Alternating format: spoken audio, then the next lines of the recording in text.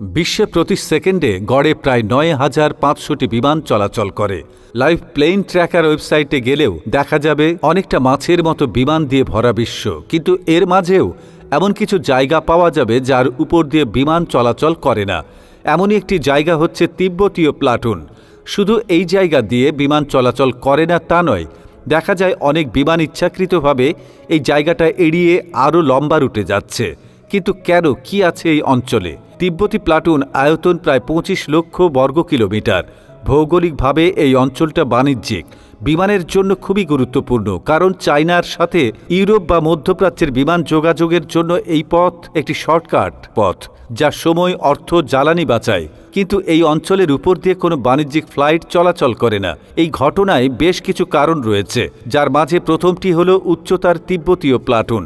একটি পর্বতময় অঞ্চল, উঁচু পর্বত থাকায় এই অঞ্চলের উপর দিয়ে যাওয়ার সময় একটি বিমানকে অন্তত ১৪,০০০ ফুট উঁচুতে থাকতে হবে, আর বাণিজ্যিক ফ্লাইটের উচ্চতা থাকে ৩৫,০০০ ফুট। তাহলে তো কোনো সমস্যা হওয়ার কথা নয়। সাধারণ পরিস্থিতিতে আসলে সমস্যা হওয়ার কথা নয়, কিন্তু যদি বিমানের টার্বুলেন্স দেখা দেয়, যেমন কেবিনে বায়ুচাপ কমে যাওয়া বা ইঞ্জিনে কোনো সমস্যা, তখন হতে পারে ভয়াবহ বিপদ।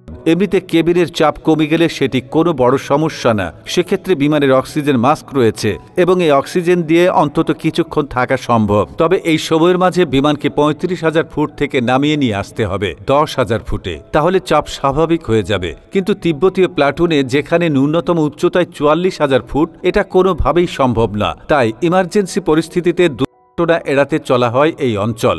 শুধুমাত্র উচ্চতা যে একেবারে সমস্যা তা নয়, এই অঞ্চলের বাতাস খুব অদ্ভুত আচরণ করে। বাতাস উঁচু পর্বতের সাথে ধাক্কা লেগে উপরের দিকে উঠে যায়, ফলে বিমানগুলো এক অদ্ভুত টার্বুলেন্সের মধ্যে পড়ে। কারণ বিমান চলে সম্পূর্ণ বাতাসের উপর ভর করে, এক্ষেত্রে বাতাস উপরের দিকে উঠে যায়, ফলে বিমানগুলো ব্যালেন্স হারিয়ে অনেকটা নিয়ন্ত্রণের বাইরে চলে যেতে পারে।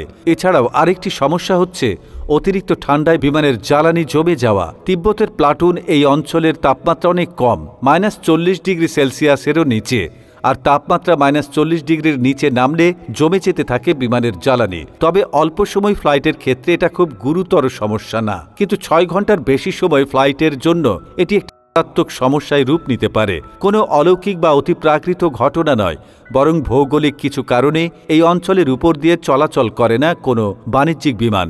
শুধু তিব্বতীয় প্লাটুনই নয়, বিশ্বের আরও কিছু অঞ্চলের উপর দিয়ে বিমান চলাচল করে না। এমন প্রতিটি স্থানের পেছনেই রয়েছে কিছু ব্যাখ্যা।